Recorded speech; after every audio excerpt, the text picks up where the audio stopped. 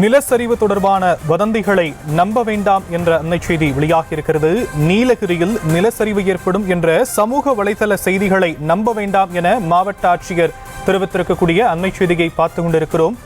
வதந்திகளை நம்ப வேண்டாம் என மாவட்ட ஆட்சியர் கேட்டுக் கொண்டிருக்கிறார்.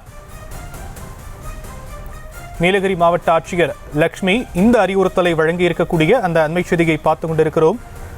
போலியான செய்திகளை கண்டு மக்கள் பதற்றமடைய வேண்டாம் எனவும், நீலகிரியில் நிலச்சரிவு ஏற்படும் என்ற சமூக வலைத்தள செய்திகளை நம்ப வேண்டாம் என மாவட்ட ஆட்சியர் கேட்டுக் கொண்டிருக்கக்கூடிய அண்மை செய்தி. கூடுதல் விவரங்களை நம்முடைய செய்தியாளர் அனீஷ் வழங்க நாம் கேட்கலாம். அனீஷ், மேலும் விவரங்கள். ஷியாம், வணக்கம்.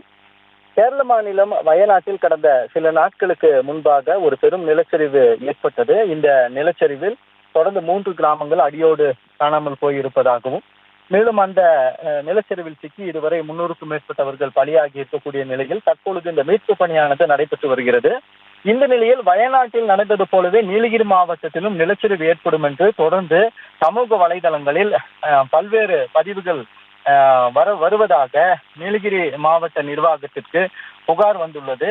மேலும் இதை குறித்து இன்று மாவட்ட ஆட்சியர் கூறுகையில், இதை போன்ற செய்திகளை பொதுமக்கள் யாரும் நம்ப வேண்டாம் என்றும், மேலும் சந்தேகம் இருப்பின் மாவட்ட நிர்வாகத்தின் மூலம் தெரிவிக்கப்பட்டுள்ள எண்ணுக்கு தொடர்பு கொண்டு சந்தேகங்களை தெரிந்து கொள்ளலாம் என்றும் கூறியிருக்கிறார்.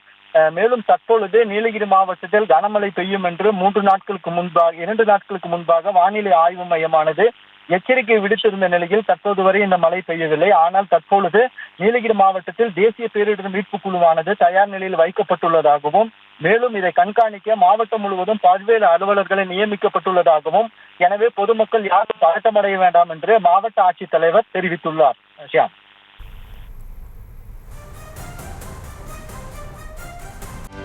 செய்திகளை உடனுக்குடனும் துல்லியமாகவும் தெரிந்து கொள்ள சப்ஸ்கிரைப் பண்ணுங்க.